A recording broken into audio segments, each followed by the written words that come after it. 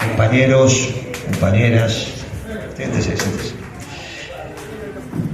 Gracias por la organización.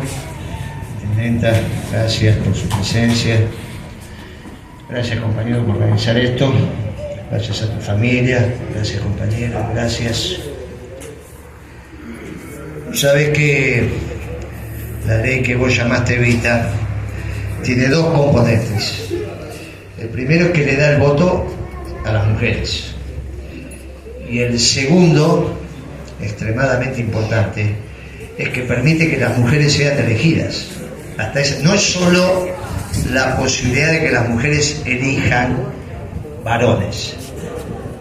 Es que dice, pueden elegir y ser elegidas. Y ahí la mujer, a partir del peronismo, tiene los dos elementos. Hasta ese momento no podía ni elegir ni ser elegida, las dos.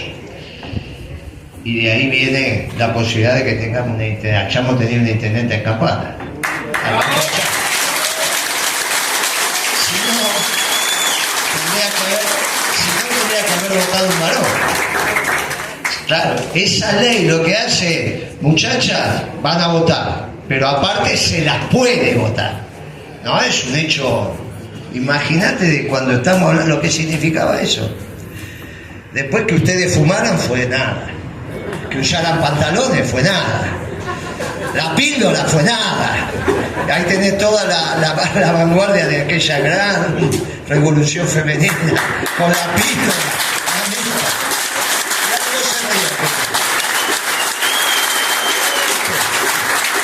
Aquella se ríe, mirá, no puede parar de reírse. Después empezaron a fumar, usar pantalones, salir, andar. Pero esas son las de los 60. Son el surgimiento de aquellas mujeres peronistas que se formaron al lado de Eva. Muy importante. En un mundo muy complicado surgió el peronismo. Piensen ustedes que acababa de terminar la Segunda Guerra Mundial, y esto es muy importante que lo tengamos en cuenta. Hubo un pueblo, que era el norteamericano, que para terminar la guerra tiró 2 bombas atómicas. Esto no es un tema, no es que nos vamos a pelear, no, tiró 2, utilizó la energía nuclear de acá cerca con fines militares. Según cuentan por ahí, en los primeros segundos son 50.000 muertos y después todo lo que pasa. ¿Está bien? Hay que tomar esa decisión, muchachos, hay que tomar una decisión de tirar 2 bombas atómicas. Pero eso habla también de la voluntad de imponer los conceptos. 2 bombas atómicas, es el único pueblo norteamericano que utilizó la energía nuclear con fines militares y los usó. Después con fines militares hay una decena de pueblos que pueden tener armamento nuclear, pero que lo utilizó uno solo. Digo porque si no, cuando nos hablamos de las confrontaciones no tomamos envergadura de lo que es. Por ejemplo, el presidente de Ucrania pensó que la guerra era una película de Netflix y ahora está perdiendo el país. Esto está. En una parte van a quedar los rusos, en otra parte van a quedar los norteamericanos. Equivocarse no es menor. Cuando el que perdió las elecciones en Chile, que es Katz, que perdió por 5 puntos, la distancia son 10, era entre 2. El que ganó 55, el que perdió 45, o sea que la distancia es 5. Recupera 5 y se empató. Dijo, vamos a discutir la Patagonia con la Argentina, no está hablando boberías, Dijo, no, porque cuando los argentinos se quedaron con la Patagonia, nosotros estamos en guerra con los peruanos y con los bolivianos. Con lo cual, no es boberas eso, Si nos equivocamos, las consecuencias son son difíciles, sobre todo en estos momentos, porque se está redefiniendo el mundo.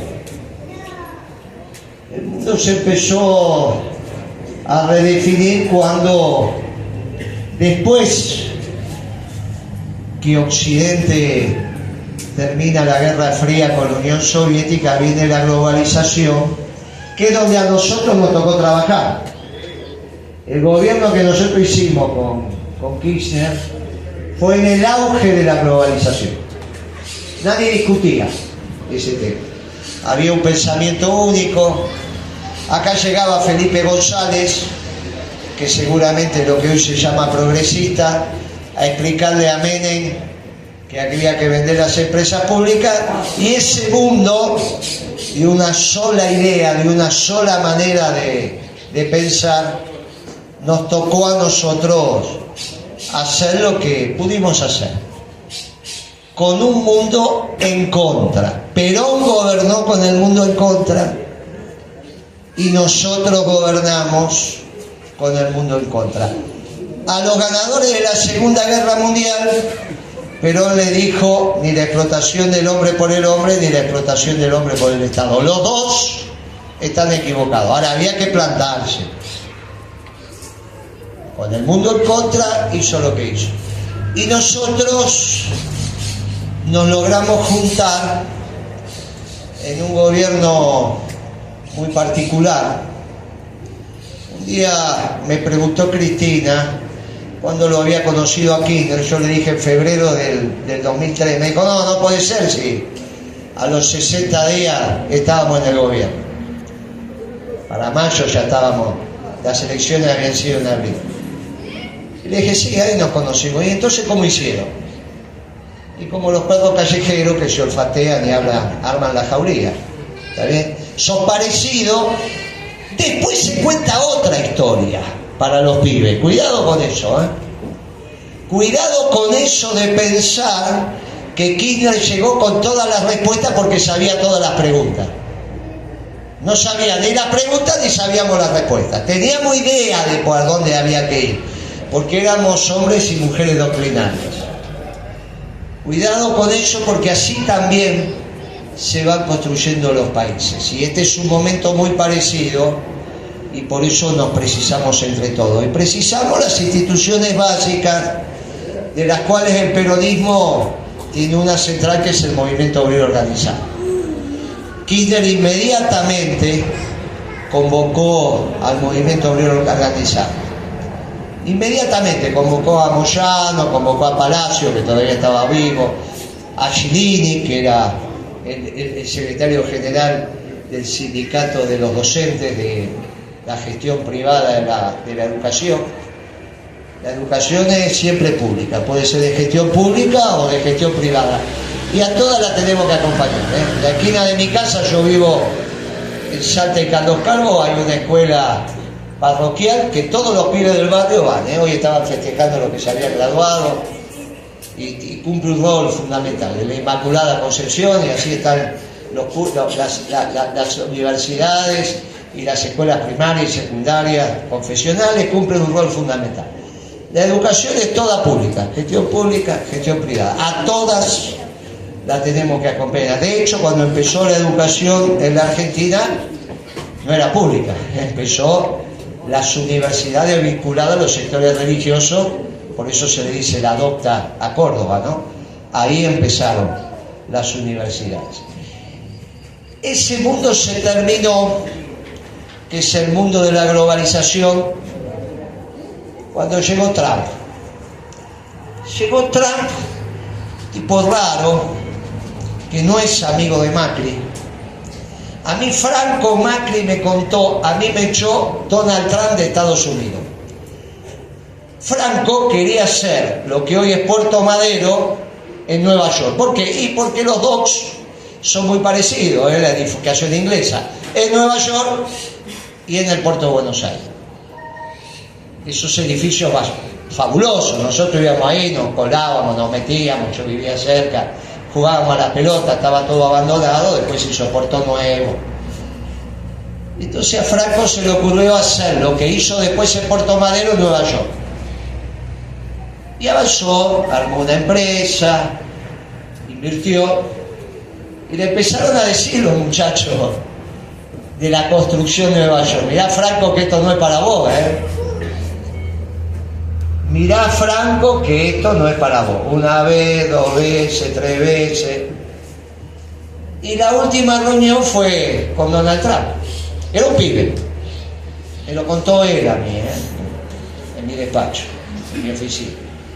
Llegó el pibe y le dijo: esta es la última la vez que venimos a hablar, Franco. Está bien, yo los entiendo, no es para mí, este es un ají muy picante. Nosotros somos unos tanos que vinimos acá, no, hasta todo lo que quieras, pero vos no sos de acá. Dijo: pero yo gasté $1 millón.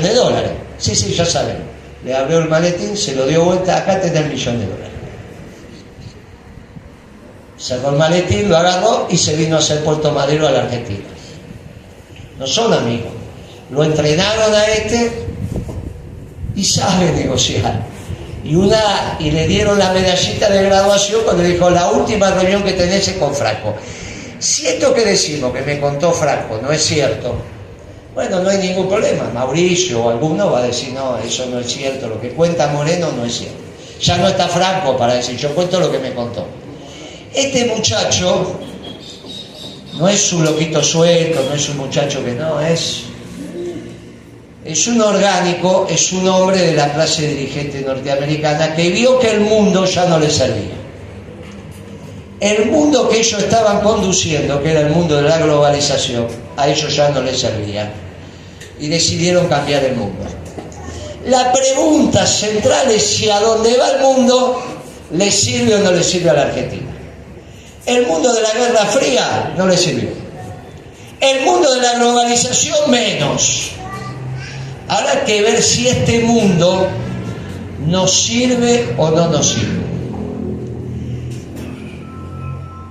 Es importante la reflexión, porque es una dama, Cristina, y el otro porque era presidente, Mauricio. Los dos querían que ganara la señora Clinton. No querían que ganara Trump, Busquen en los diarios las declaraciones de ambos, y ambos decían: quiero que gane la señora Clinton. Los dos en ese momento querían el mundo de la globalización, que era el que defendía a la señora Clinton y que había iniciado raudamente, había empezado en la época de Reagan, pero que su marido, Clinton, había incentivado hasta el hartazgo. Y habían hecho un acuerdo que todos los países que finalmente bañaran la costa del Pacífico iban a hacer un acuerdo comercial. Con una pequeña diferencia con los chinos. Los chinos querían todos los países al mismo tiempo, los norteamericanos muchos países, algunos no, y después iban hasta terminar en el famoso acuerdo transpacífico. Todos los países que están bañados por el Océano Pacífico, un solo mercado. Obviamente que en la Argentina ese era un problema muy serio. Ahora, ¿por qué los dos dirigentes más importantes de la Argentina querían eso? Es lo que tenemos que reflexionar. No importa si lo querían y ahora no lo quieren, porque el mundo tiene derecho a cambiar. Todos tenemos derecho a cambiar. No estamos haciendo ninguna crítica. Estamos diciendo: ¿qué te llevó a pensar así? A Mauricio estaba claro que nos llevó a nosotros a pensar eso. Bueno, esto lo tenemos que ver y lo tenemos que emparentar con algo que nos pasó allá en el 2012. Porque en el 2012 el gobierno sabía, para los pibes esto es prehistoria, para vos es prehistoria, pero bueno, tenías 35 años, ni te acordás todavía. Pero hay algunos que no hay prehistoria para nosotros, ¿está bien? Para los mayores fue ayer. En el 2012 sabíamos que lo que habíamos hecho 10 años atrás, que habíamos empezado con el doctor Duhalde. Ustedes no se olviden que Kirchner es presidente porque es el candidato de Duhalde, pero el que gana la elección es Menem. Kirchner, ¿sabes? Si nos olvidamos de cómo es esto, hacemos un lío bárbaro, muchachos. Empezamos a escuchar uno que dice que a Perón no le daba el cuero, que a San Martín no le daba el cuero, que a Rosa no le daba el cuero y que a Mariano Moreno no le daba el cuero. Decía el compañero Moreno, pero era Mariano, no era yo. Y entonces tenemos un concejal que se le ocurre decir que a ninguno de esos cuatro le daba el cuero porque se fueron del país. Imagínense la cantidad de batallas de San Martín, que liberó. Pero es ridículo. Imagínense a Perón que no le va a dar el cuero y confrontó con el mundo. Pero ¿qué les pasa? Bueno, pasa que nadie les cuenta esta historia. Nadie habla en estos términos. Y entonces nos empezamos a confundir. Y empezamos a pensar que la película empieza cuando uno llegue. La película son esos viejos cines continuados. Muchachos, uno entraba, pagaba la entrada, se sentaba y no sabía si estaba viendo el final de la película, al principio. Eran así, eran los cines continuados todo el tiempo.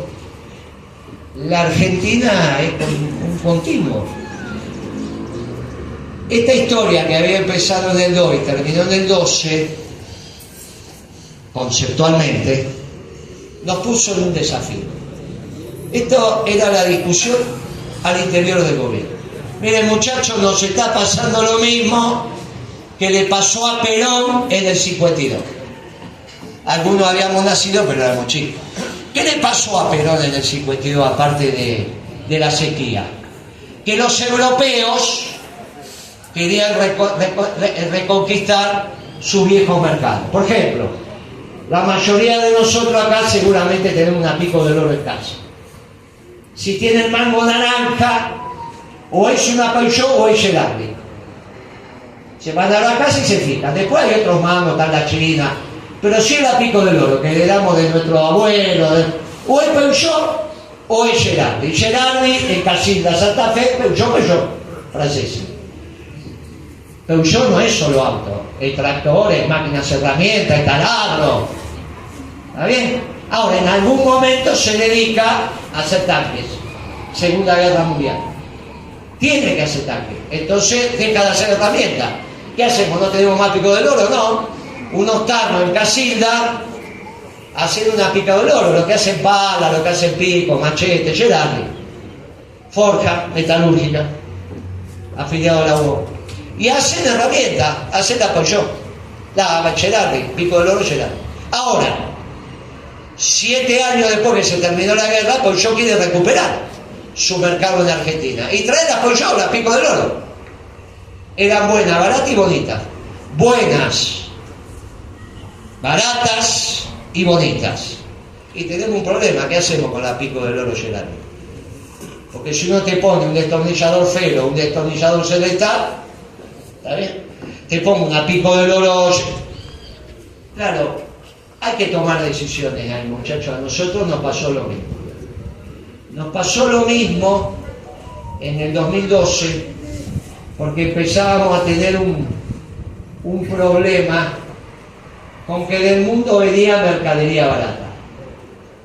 Y no teníamos claro lo que había pasado, porque antes del 12 había habido una crisis muy grande en el mundo, donde algunos pensaban que se terminaba el sistema capitalista, que esa era que llamó la crisis moral de los banqueros norteamericanos que le prestaron plata a los pobres. En Estados Unidos, si sos pobre también tenés que ser negro. Entonces los banqueros le prestaron plata a los negros pobres. ¿Y a quién le vas a prestar plata? A los blancos ricos. Le tenés que prestar plata al que no tiene plata. El sistema financiero no está para prestarle plata al que tiene plata. El sistema financiero está para prestarle plata al que no tiene plata. Para eso está. El que tiene plata no precisa que le presten plata. Por eso el banquero es tan importante. Si trabaja de banquero, que prestarle plata al que no tiene plata. Si tenés casa, no, tomá la plata. Comprar la casa, me la tenés que pagar. No quiero tu plata porque la compro contado. Bueno, a ese no le prestes plata. Pero como en el mundo hay más pobres que ricos, es lógico que no. Ahora, como le echaron a prestar plata a los negros pobres, después dijeron que los negros pobres no pagaban la cuota de crédito y colapsaba el sistema capitalista. Estamos en el 2008-2009. algunos se tienen que acordar, en ese momento que el mundo tenía una crisis tremenda, es obvio que bajó la demanda. Si baja la demanda y sigue la oferta, bajan los precios. Y nosotros dijimos, este es el problema. El mundo tiene un problema de demanda, porque hay un problema de crisis mundial. Las empresas siguen produciendo y es lógico que bajen los precios. Ahora, cuando llegamos al 2012 nos dimos cuenta que eso no era verdad. La verdad era que los norteamericanos habían descubierto algo que nosotros llamamos vaca muerta, el shale gas, el shale oil. Y con eso bajaron el precio de todo, porque empezaron a ser un pueblo con mucha energía, abundante y barata. Nosotros nos formamos en un mundo donde los norteamericanos se quedaban sin petróleo. Y resulta que en el 2010 los norteamericanos tienen petróleo para tirar para el techo. Abundante y barato. Y abundante y barato, en cualquier producto manufacturero, hay mucho más de energía que de mano de obra. El que tiene energía abundante y barata tiene industria. El que no tiene energía abundante y barata no tiene industria. Y porque el insumo más importante es la energía. En cualquier botella, en cualquier acero, en cualquier aluminio, hay más energía. Y los norteamericanos dijeron, se terminaron los chinos despacito, que solo tienen mano de obra barata, pero no tienen energía. Y ese tema lo estudiamos, nos dimos cuenta. Había dos maneras de resolver el tema en el 2012. O hacíamos un esfuerzo de producción, con lo cual teníamos que bajar un poquito el consumo para que aumente el ahorro. ¿Qué es el ahorro? El ingreso que no consumo. Ahorro. Teníamos que aumentar un poquito el ahorro para ir por inversión, aumentar la producción y mejorar la competitividad. Pero no es fácil a un presidente explicarle que hay que bajar un poquito el consumo. No es ajustar, es simplemente que eso va por inversión. Teníamos que hacer galpones, teníamos que traer máquinas, teníamos... Los muchachos de la industria saben lo que es una inversión. Perfectamente. Perfectamente. Había que empezar planes de vivienda para los trabajadores. ¿Está bien? En cuotas. Eso es inversión. No consumís ahora, pero te compraste un equipo. Sí. ¿Y por qué en ese momento no cabía la posibilidad de tomar deuda para hacer eso? Muy bien. Ese es el tema que se decidió. Devaluar y tomar deuda. Eso fue lo que hizo. Eso es lo que hizo Kicillof. ¿Es el 14? Claro. Ese es el 14. Claro que cuando vos tomás deuda, después tenés el problema de los intereses. Y tenés un montón de problemas más. Por eso el gobierno nuestro se había desendeudado. Porque cuando estás endeudado estás igual que ahora. Esa era la decisión, así que vos diste la plata. Vinieron otros muchachos que dijeron, no, vamos a tomar deuda. Y salieron a tomar deuda, arreglarlo con el Club de París, arreglarlo con Repsol, arreglarlo por allá, por acá. Y a partir del 14, del 2014, todos los ministros de Economía devaluaron y se endeudaron. Todos. Y ahora tenemos deuda. Una mala decisión en algún momento nos lleva a situaciones complejas. Ahora también estamos en esos momentos bisagra. Estamos en esos momentos donde las malas decisiones nos pueden llevar a lugares complicados. Y ahí viene la segunda situación. ¿Quién toma las decisiones? En los partidos, las decisiones las toma la conducción. Porque los partidos son la estructura que organiza el pueblo a partir de las élites. Los marxistas también son una élite. Por eso dicen, organicemos el partido. En cambio nosotros decimos, el pueblo se organiza en los movimientos. No, ¿qué es un movimiento? ¿Cómo que es un movimiento? El movimiento peronista. ¿Qué significa? Que hay una rama que son los trabajadores, otros los empresarios, otros los técnicos y profesionales, otros las mujeres, otros los jóvenes, y nos juntamos en una mesa, cada uno desde su lugar, y opinan. Y cuando hay 100 compañeros tomando decisiones, es muy difícil que te equivoques. Cuando hay uno o dos, o un pequeño grupo, elegido también de acuerdo a lo que a mí me sirve, Y claro, ¿quién te va a decir que no sos el más bonito del barrio? ¿Quién le va a decir al que hizo la lista que el que hizo la lista no es el mejor y se está equivocando? Ah, muchacho, esta es la diferencia entre organizar el partido y organizar el movimiento. El peronismo es un movimiento y necesitamos un movimiento obrero.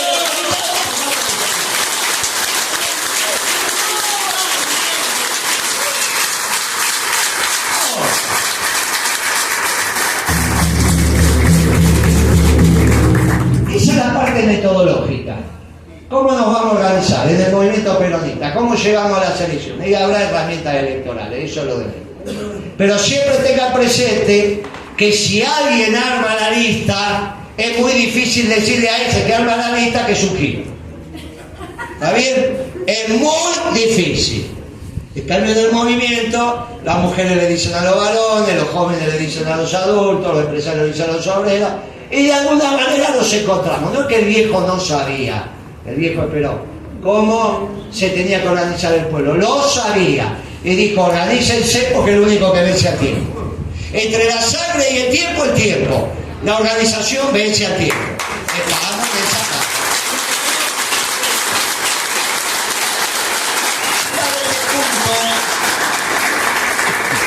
Llegado a este punto, tenemos que ir resolviendo cómo seguimos los peronistas, no para llegar al gobierno. Nunca el gobierno es un fin para un peronista. El gobierno es un medio. No es primero ganemos y después vemos. No necesitamos eso porque tenemos una doctrina, sabemos para dónde tenemos que ir. Y ganar, muchachos, ganar es el medio para el fin, que es la felicidad del pueblo y la grandeza de la patria. El gobierno es un medio. No es que unámonos para llegar al gobierno y después que se va, no sé, después viene Guzmán con Alberto Fernández. Bueno, entonces, muchachos, estamos como estamos. ¿Está bien? Esto es producto de la guerra. Vuelvo a decir, para que tengamos claras las cosas, porque a esto va. Entre Menem y Kirchner no había posibilidad de síntesis. Por eso hubo dos listas distintas. Y después Rodríguez Sá. No le tengamos miedo a eso. Lo importante es que debatamos para ver a dónde vamos. Fuimos, debatimos, el que salió segundo después tenía el 70% de imagen positiva. No importa. No había posibilidad entre un país de producción y trabajo con un país de renta y especulación. No son los dos al mismo tiempo. El plan de convertibilidad, la renta y especulación, y el actual de Kirchner y compañía era de trabajo y producción. No había posibilidad de síntesis. O tenemos industria farmacéutica o traemos los remedios de la India, un país con casta. Algo nos pasa si pensamos que para ordenar los precios de los medicamentos los tenemos que traer de la India. Si nosotros hicimos un gobierno donde los precios de los medicamentos eran adecuados y se fabricaban acá. Bueno, muchachos, algo nos pasa. Por eso es tan importante la reflexión. Es tan importante que nosotros nos encontremos a debatir. Y hoy hay dos también esquemas. Y ustedes lo ven todos los días. Los que dicen que Milei está haciendo la cosa bien, cuidado, se queda 8 años. Dentro de esto que llaman campo nacional y popular, que no se entiende muy bien qué. Yo sé que es nacionalismo y globalización, peronismo y el resto. No, guarda que este Milei. Y lo que decimos que esto ya fracasó. Esto fracasó, no tiene ninguna posibilidad. Si yo le pregunto a ustedes, che, ¿cuándo Hitler perdió la guerra? ¿Cuando los rusos estaban entrando en Berlín o cuando Hitler invadió la Unión Soviética? ¿Cuándo perdió la guerra? Cuando invadió. Ahora resulta que faltaban 3 años todavía para terminar la guerra. Ahora ya todo el mundo, y ahora está claro, sabía que una vez que invadió la Unión Soviética, los yanquis se juntan con los rusos y eso está terminado. Muchachos, era así de fácil. Con el diario del lunes, este pibe está terminado. ¿Cuál es? Está terminado. Este pibe, su esquema económico no va. Su esquema económico no va. Ahora, ¿cómo seguimos. Y acá también viene la historia. Porque esto de que vamos a reindustrializar el país, lo decimos los peronistas, pero no todos dentro de este espacio político que se llamó Frente de Todos, como lo quieran llamar. Hay algunos que dicen, no, si con la energía y con la minería y con esto y con no sacarse. A mí me tocó entrar en una reunión en el gobierno nuestro, yo siendo secretario, donde dos funcionarios de alto nivel, altísimo nivel, estaban discutiendo si dejábamos de hacer acero y aluminio, que total en el mundo estaba más barato. Dije, muchachos, este es un gobierno peronista, ¿qué les pasa? Ah, bueno, era un ejercicio. ¿Está bien? No era un ejercicio teórico. Por eso tenemos que estar muy atentos. No todos los que pensamos que están del lado nuestro quieren industria en la Argentina. Y la realidad es que esta va a ser la última oportunidad que tiene la Argentina para tener industria. ¿Por qué? Porque el mundo está yendo al nacionalismo. Solo por Trump no, también por Putin. Y también por el Papa. Porque el Papa es el cultor del trabajo. De te ganarás el paco del sudor de tu frente. Y hay países de tamaños ya relevantes como la Argentina, que si no hay industria no hay trabajo para todos. Entonces le damos la renta universal. Ah, no te aflicas si no tenés trabajo, a fin de mes te llega plata. Ah, que joda eso, ¿eh? Pero el problema que tengo es que si me llega plata sin trabajar, ¿dónde aprendo? Si no agarraste un destornillador y sacaste un tornillo, no sabés, vos te pensás que es teórico. ¿Dónde se aprende a vender? Cuando salís a vender y no te compran. Lo mismo a cobrar. ¿Cuándo se aprende a manejar? ¿Cuando hiciste el curso? ¿O cuando saliste y manejaste por la Panamericana un día que está? Muchacho, el trabajo te enseña. Entonces hay una parte de estos chicos que quieren dejar de aprender. Pero no solo eso, ¿eh? Cuando el dirigente sindical dice los trabajadores nos organizamos y nos juntamos en el trabajo, o piensa que va a haber un dirigente sindical que va casa por casa a explicarle, vos no tenés trabajo, tenés renta universal, pero yo te voy a organizar. ¿Dónde te voy a organizar? ¿Y qué dignidad tiene el hombre que diga, ¿de qué trabaja tu papá? Tercer grado. Ay, ¿tu papá de qué trabaja? Dice la maestra. No trabaja, recibe la renta universal. Qué divertido, ¿no? Y si sos religioso también te enseñaron que el trabajo es un diálogo con Dios. O sea que hay 4 elementos para que el hombre o la mujer trabaje y elige y sea elegida. 4, no solo porque tenés que tener un ingreso, porque eso es una discusión intensa dentro de la sociedad. Porque como decía Perón, hay una sola clase de hombres los que trabajan. Ahora va a haber 2, los que trabajan y los que viven de la renta universal. ¿Pero qué es esa cabeza? ¿De dónde sale? No, como no vamos a tener industria y va a haber un montón que no hay trabajo, somos muy progres y les regalamos plata. Y encima los aplauden. Bueno, pues yo no digo, si quieren pensar eso, que lo piensen, pero no son peronistas. Porque para nosotros hay una sola clase de hombres que trabaja y te ganarás el pato que te ganarás.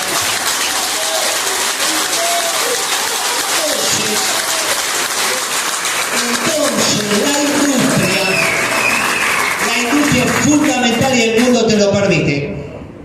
Esta semana ya salió en el diario que por segundo año consecutivo México desplazó a China como principal proveedor de manufacturas al mercado norteamericano. Si yo venía acá y lo decía hace 5 años atrás, decían que estaba delirando. Por segundo año consecutivo. Los mexicanos entendieron esto y nosotros, si lo entendemos, tenemos la región. Los uruguayos no se van a industrializar, los paraguayos, los bolivianos, los chilenos, los peruanos, los ecuatorianos, los colombianos, los venezolanos. Muchachos, somos nosotros y los brasileños, aquellos pueblos que tienen memoria industrial. Ahora, ¿eso significa qué hacemos con los chinos? Porque si los chinos vienen con su producción, es muy difícil. A mí me tocó discutir con Evo Morales que no nos compraba los caños que hacen los muchachos, ellos hacen de chaperío y se sueldan del otro lado, porque no, viejo, los chinos me lo compran más barato, me lo venden más barato. Sí, te lo venden más barato y yo qué querés que haga, con Campana, San Nicolás, con Lanús, ¿qué hago? Y bueno, vos sabés, tengo una ley que me dice que tengo que comprarlo más barato. Vos comprarlo más barato y yo tengo hospital, educación, todo lo demás, pero resulta que vos comprás del otro lado. Y este es el problema. Si vienen los chinos, muchachos, es muy difícil Por eso está bien esto de nosotros tenemos que cuidar nuestro mercado, porque estamos cuidando el trabajo argentino, que es lo más sagrado que tenemos que cuidar. Ahí nosotros discutimos con el mundo. Nosotros cuidamos el trabajo de los argentinos por lo menos 5 años antes que Trump empezara a hablar de esto. Cuando él dijo primero Estados Unidos, nosotros hacía rato que habíamos dicho primero la Argentina. Y cuando él dice tenemos que cuidar el trabajo norteamericano, nosotros hacía muchos años que veníamos diciendo que cuidar el trabajo argentino. Por eso lo hicimos. Y somos los que desafiamos. Y por eso tenemos los problemas. Ojo que es muy fácil saber quién desafió, que tiene problemas. Después te buscan que esto, que aquello, que de acá, que de allá. Los que no desafiaron no tuvieron problemas, muchachos. Los que desafiaron son los que tuvieron problemas. Y ahora nosotros tenemos energía abundante y barata para vendérsela a Brasil o para desarrollar la industria en la Argentina. Esa es la gran decisión. Lo discutí con Scioli en Crónica. Le dije, no, Scioli cuando era embajador de Alberto en Brasil. No, ¿qué me venís con ese gasoducto? Primero, hacemos la manufactura en la Argentina. Y lo que sobra lo vendemos, no hay ningún inconveniente. Pero no me venga que vamos a vender y vamos a tener la energía cara en la Argentina, porque si tengo energía cara, no voy a tener productos baratos. Con eso solo, haciendo el costo de la energía como lo hicimos, aumentamos enormemente la rentabilidad de las empresas argentinas. Y lo otro que tiene que haber demanda. Bueno, para que haya demanda hay que volver a tener el precio de la comida en una relación razonable con los ingresos populares. La jubilación, los sueldos, los salarios, las pensiones. No puede ser que un jubilado reciba la jubilación, hace la compra del mes y quedó endeudado. Es ridículo. ¿Cómo vamos a ir a comprar la comida en cuota? Algo no anda, muchachos, algo no anda. Tenemos la comida más cara que en Europa, algo no anda. Algo no anda y es el precio de la comida. No, pero hay que pisar callo, muchachos. La política no es para decir todo que sí. A lo que uno representa dice esto y el resto hay que convencer, y si no, muchachos, por eso la revolución está inconclusa y estamos padeciendo lo que estamos padeciendo. Venimos a decir acá que por primera vez el próximo gobierno peronista va a tener el mundo a favor. Por primera vez en la historia del peronismo. Este mundo lo estábamos esperando hace 70 años, lo estamos recibiendo con los brazos abiertos. Ya tuvo la primera revolución de este nuevo mundo, sí, en Siria. Hace 20 días atrás, el presidente de Siria tenía las encuestas que le daba también 70-80% de imagen positiva. Las encuestas le dan siempre a los presidentes. Y después, ya está. Eso se va a ordenar. Eso no hubiese pasado si el nuevo orden internacional no estuviera ordenando las cosas. Ya se va a ordenar Europa, se va a ordenar Medio Oriente. Tenemos que ordenar también Hispanoamérica. Hispanoamérica se ordena y no precisamos ni a los franceses ni a los ingleses para eso. Y sobre todo a los que nos están usurpando Malvinas. Por eso el ordenamiento internacional es tan importante. Ellos intrusaron nuestra casa. No tienen nada que hacer en América. Es muy interesante porque todo se empieza a ordenar para que nosotros nos podamos parar sobre nuestros pies y hacemos las cosas correctamente. Tenemos energía y podemos tener alimentos abundantes y baratos. Tenemos un mundo que puede jugar a favor. Tenemos la región que puede ser toda nuestra manufactura excedente, tenemos dónde colocarla. ¿Competiremos con los brasileños? Sí, pero tenemos dónde colocarla. Solo falta que nos organicemos y que nuestra causa sea la causa del hombre que trabaja. Que hoy no es del hombre que trabaja, por eso lo de la renta universal. Pero ese debate no lo hace los que estamos acá. Ese debate lo hacemos entre todos porque es en el movimiento peronista. Por eso esto no es un discurso de barricada. Muchachos, ya estamos motivados, acá están los trabajadores organizados.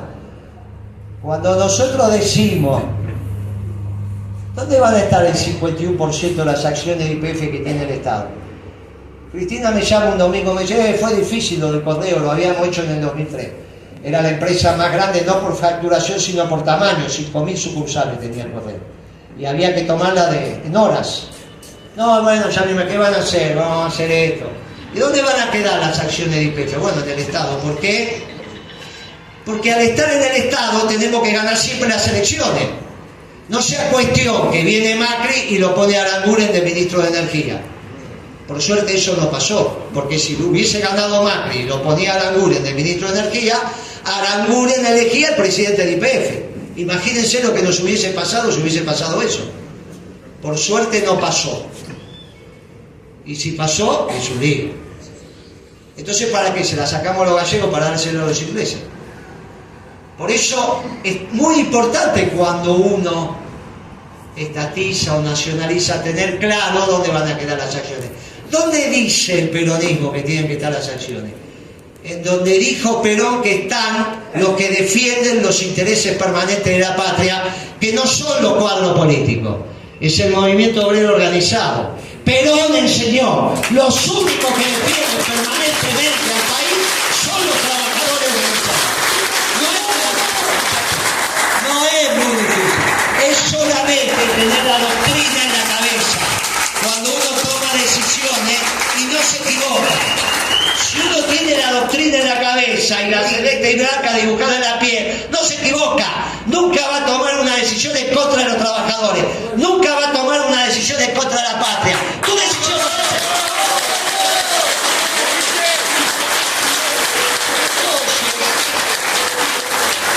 Esta es una oportunidad, quizás la última oportunidad que tenemos para industrializar la Argentina. No la podemos desaprovechar. Entre todos tenemos que construir la Argentina industrial. Por eso te agradezco enormemente este acto, porque este acto no se hace acá.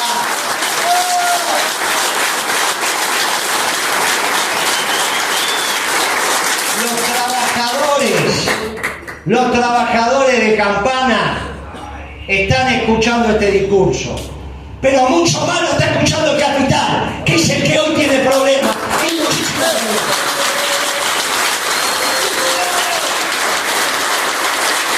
Entonces, muchachos, vamos a volver sobre nuestros pasos. Vamos a reindustrializar la Argentina con el concurso de todos ustedes. Pero ese es solamente el paso inicial, porque finalmente nuestra doctrina, con Eva a la cabeza, también era una doctrina para todos los pueblos del mundo. Evita Capitana tiene una estrofa que dice: para todos los pueblos del mundo una revolución de amor y paz. Y nosotros somos